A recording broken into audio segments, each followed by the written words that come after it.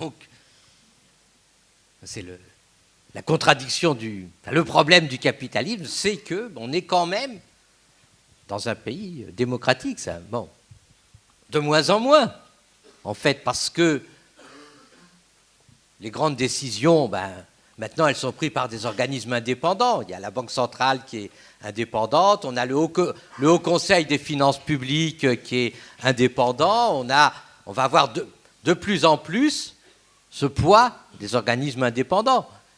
On a des médias qui, pour une grande part, appartiennent au capital, au grand capital. Je veux dire BFM TV ou telle ou telle chaîne de radio, elle choisit d'inviter telle ou telle personne, et les médias, à un moment donné, c'est tous le même discours. Actuellement, il y a le discours épouvantable, on culpabilise ce malheureux gouvernement en disant « Mais c'est pas vrai, vous faites pas assez de baisse des dépenses publiques ».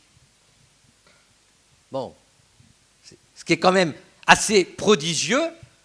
On est en situation où il y a 3 à 4 millions de chômeurs, et on reproche au gouvernement d'avoir embauché des 60 000 fonctionnaires, on reproche au gouvernement de faire des emplois aidés, c'est-à-dire de faire que des jeunes en difficulté aient effectivement un emploi. Donc il y a un poids énorme du système, et nous, notre rôle, c'est essayer quand même de faire entendre autre chose et de mobiliser les mouvements sociaux, les forces, et d'aider à la mobilisation des mouvements sociaux, des forces syndicales, pour défendre ce qui peut être défendu et pour ouvrir d'autres voies.